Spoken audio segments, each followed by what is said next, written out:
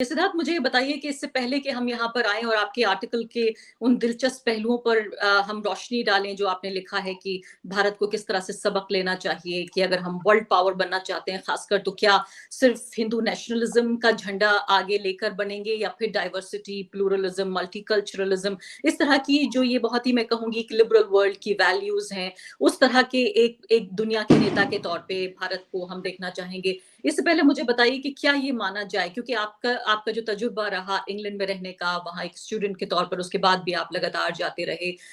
क्या ये माना जाए कि ये उनका जो फिलहाल प्रधानमंत्री बनना है ऋषि सुनक का, क्या अब ये यूके को हम ये कहेंगे कि अब वो एक रेसिस्ट कंट्री नहीं है, वहाँ रेसिज्म नहीं है? एक एडिटोरियल में पढ़ रही थी कि क्या उसको पोस्ट रेशियल सोसाइटी के तौर पर हम देख पाएँगे क्या? रेसिज्म अभी भी है, इसमें इसमें कोई ज़्यादा डिबेट करने की ज़रूरत नहीं है। ठीक उसी तरह जैसे या जिस तरह यूनाइटेड स्टेट्स में ओबामा साहब के चुनाव जीतने के बाद भी उस मुल्क में रेसिज्म है। तो एक आदमी का उस पद तक पहुंचना तमाम उन चीज़ों को नहीं मिटा देता जो जो समाज में एक तरह से काफ़ी गहराई से और एक लंबे अरसे से अक्यूमुलेट हो चुकी हैं। लेकिन मेरा मानना है कि अगर कि ये एक प्रोसेस ऑफ चेंज है और रेस और रेशलिज्म, रेसिज्म, इन चीज़ों का जो अहमियत ब्रिटिश सोसाइटी में हुआ करती थी, कम से कम जब मैं लास्ट वहाँ पे रहता था 79 से 86, तो अगर हम कंपेयर करें, तुलना करें उस वक्त का और इस दौर का, तो बहुत बड़ा अंतर है, बहुत बड़ा फ़र्क है। और इस फ़र्क को पहचानना और महसूस करना भी बहुत ज़रूरी है, क्योंकि जो और हम सिर्फ़ एक प्रधानमंत्री की बात नहीं कर रहे हैं। भारतीय और पाकिस्तानी और बांग्लादेशी मूल के बहुत सारे ऐसे नेता हैं, या अफ्रो कैरिबियन देश जो ब्रिटिश ब्रिटिश कॉलोनीज़ रहे हैं, उनके जो वहाँ के जो डिसेंडेंट्स हैं, जो ब्रिटेन में माइग्रेट किए हैं, जो वहाँ या जो वहाँ पैदा हुए हैं। काफ़ी भारी संख्या में पॉलिटिक्स में, गवर्नमेंट में, एडमिनिस्ट्रेशन में, पब्लिक लाइफ में आपको नज़र आती है, जो पहले शायद उतना नहीं था। शायद नहीं, मतलब जब हमने इंग्लैंड छोड़ा 86 में, तो एक भी अफ्रो कैरिबियन या साउथ एशियन डिसेंट का एमपी नहीं था। 87 में 3 या 4 लोग चुन के आए। तो ये जो ट्रांसफॉर्मेशन हुआ है इंग्लैंड में, मतलब मैं समझता हूँ कि ये एक बहुत ही एक इम्पोर्टेंट चीज़ है। क्या हम ये मान लें कि ये काफ़ी है? नहीं, इसको कोई नहीं मानेगा। और बहुत एक और लॉन्ग डिस्टेंस जो है ब्रिटिश सोसाइटी को पार करना पड़ेगा। लेकिन कम से कम जो हम देख पा रहे हैं, ये अगर कोई हिंदुस्तानी कहे, कोई भारतीय कहे कि भई इंग्लैंड में रेसिज्म है, वो सब ठीक है, लेकिन सवाल ये उठता है कि भई जितना वहाँ पे चेंज पॉजिटिव हुआ है, उतना ही चेंज नेगेटिव दिशा में हमारे मुल्क में हुआ है। और उस आर्टिकल को लिखने की वजह शायद यही थी, कॉन्ट्रास्ट करने के लिए। ये मेरा मकसद नहीं था कि क्लेम करना कि इंग्लैंड के सारी जो नस्लवाद की जो समस्याएं हैं वो खत्म हो चुकी हैं, या जो जो एक और इसमें ये भी शायद प्रोफेसर बैनर्जी इसी की ओर इशारा कर रही थी कि क्लास जो है, क्लास इंग्लैंड में एक बहुत बड़ी पहचान होती है। और एक तरह से क्लास जो है वो मजहब और नस्ल और इन तमाम चीज़ों को ट्रम्प करती है। At the end of the day अगर हम देखें तो ऋषि सुनक अच्छे स्कूल गए, अच्छे यूनिवर्सिटी गए, और तो वो डेफिनेटली एक अपर क्लास से आते हैं। लेकिन ये भी हकीकत है कि जो व्हाइट प्राइम मिनिस्टर रहे हैं, उनमें से अधिकांश भी अपर क्लास ही है। तो लेकिन अगर अब अपर क्लास के अंदर अब इंडियन ओरिजिन का एक शख्स जो है वो पीएम बन चुका है, तो ये अपने में एक उपलब्धि तो है ही। सिद्धार्थ वरदराजन, आपके सामने कि मुझे ये बताइए कि जिस तरीके से हम ये देख रहे हैं, कुरैशी साहब बहुत साफ-साफ अल्फाज में कह रहे हैं कि ये तो असंभव लगता है, बल्कि ऐसा लगता है कि हम जो पूरी जो सियासत है पिछले 8-10 साल में, उसमें तो हम पीछे ही गए हैं। आज अगर देखें भाजपा जो दुनिया की सबसे बड़े पॉलिटिकल पार्टीज में से एक है, वो तो कहते हैं हम सबसे बड़ी पॉलिटिकल पार्टी हैं, वहां एक भी पॉलिटिकल रिप्रेजेंटेटिव किसी असेंबली या पार्लियामेंट में नहीं है।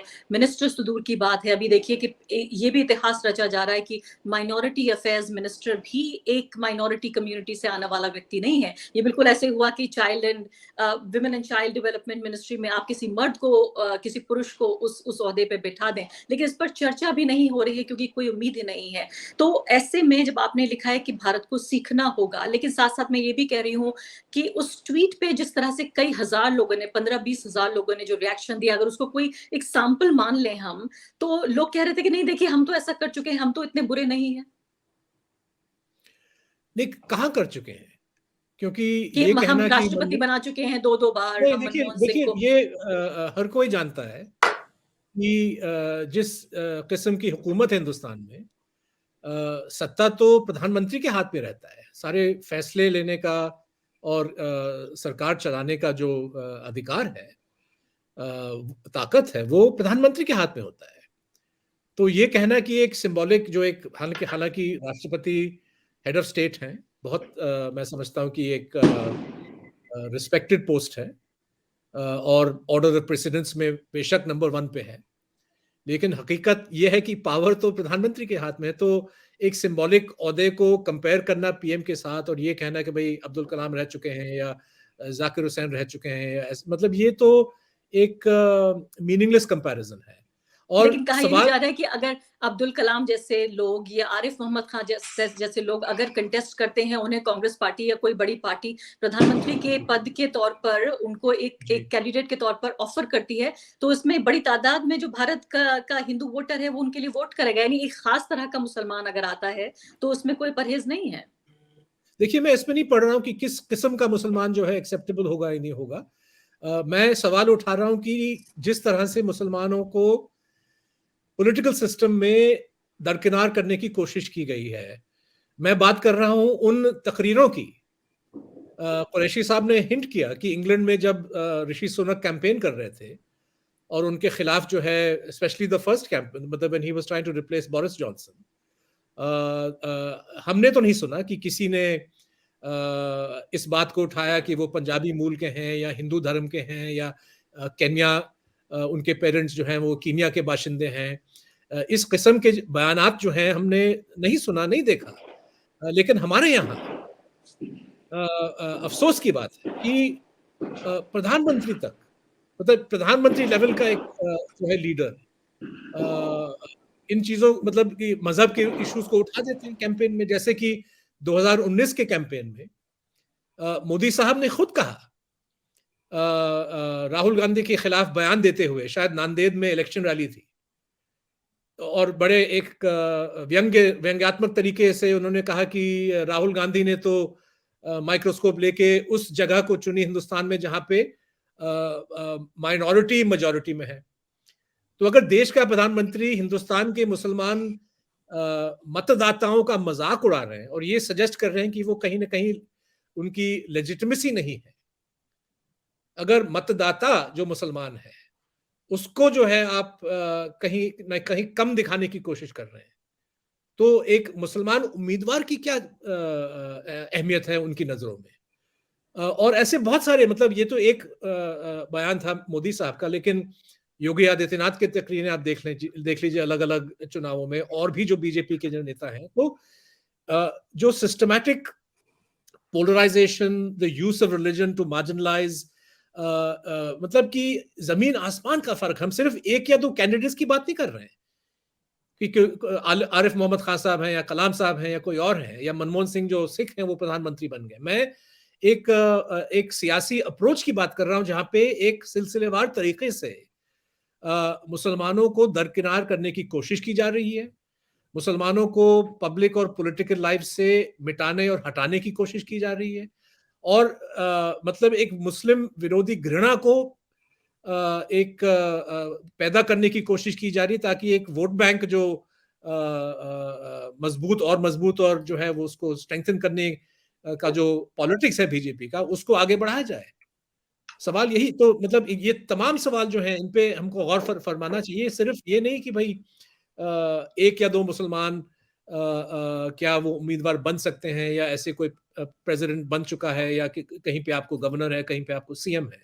साथ आपसे आखिरी सवाल मैं ले लेती हूँ उसको लेकर कि अब भारतीय राजनीति और यूके की जो पूरी पॉलिटिक्स है, इसके बरक्स लगातार मैं समझती हूँ कि अब अपना पहला एड्रेस जब उनका होगा, उनकी नीतियां आगे बढ़ेंगी। लगातार भारत की मुझे लगता है कि जो जो इस सियासी मानचित्र है उस पे छाए रहेंगे सुनक। तो ऐसे में क्या आपको लगता है कि कहीं ना कहीं मतलब यूके की उच्च पद पर पहुंचकर उन्होंने पूरी दुनिया में मैं कहूंगी एक जो प्रगतिशील राजनीति है उसको बढ़ावा मिल रहा है, कम से कम डिस्कशन भी इस लिहाज से हो रहा है। जहां इटली में हम देख रहे हैं कि फांसीवादी जो पार्टियां हैं उनके लोग प्रधानमंत्री बन रहे हैं, वो जीत रही हैं। और ऐसे में बिल्कुल पॉलिटिक्स का दूसरा सिरा हम पकड़कर अगर यूके में जा रहे हैं तो कुछ ना कुछ तो एक डैमेज कंट्रोल एक तरह से हो रहा है।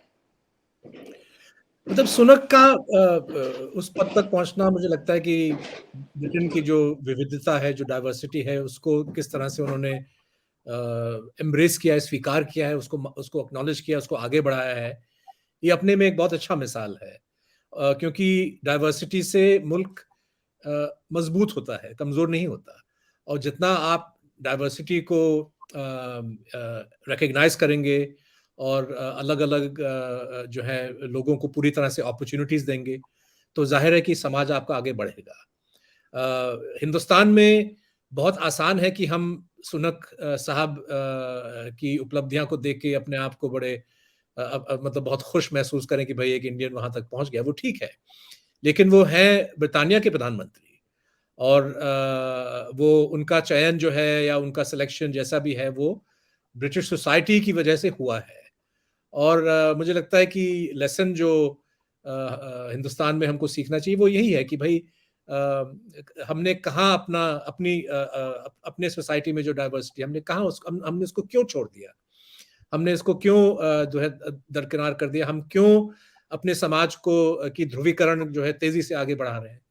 और ये जो एक बहुत नैरो माइंडेड सोच है, जहाँ पे हर इशू पे हिंदू मुस्लिम शुरू हो जाता है। और अब अगर हम राजेंद्र गौतम के साथ जो जो सलूक हुआ, अब बौद्ध धर्म के फॉलोअर्स को भी एक तरह से एंटी हिंदू जो है डिक्लेयर करके उनको भी निशाना निशाना बनाने की कोशिश की रही। तो ये पोलराइजेशन का जो पॉलिटिक्स है, ये वोट बैंक की जो राजनीति है, इससे जितना जल्दी हम लोग हट पाए और बीजेपी जितना जल्दी इस सवाल को मतलब इस वोट बैंक को छोड़ दे, उतना ही बेहतर मुझे लगता है कि हिंदुस्तान का समाज आगे बढ़ पाएगा। और हिंदुस्तान की जो राजनीति है, ये एक रिप्रेजेंटेटिव राजनीति, ये एक अकाउंटेबल राजनीति, ये एक एफिशिएंट और एक इंक्लूसिव पॉलिटी और सोसाइटी और गवर्नेंस सिस्टम बन सकता है।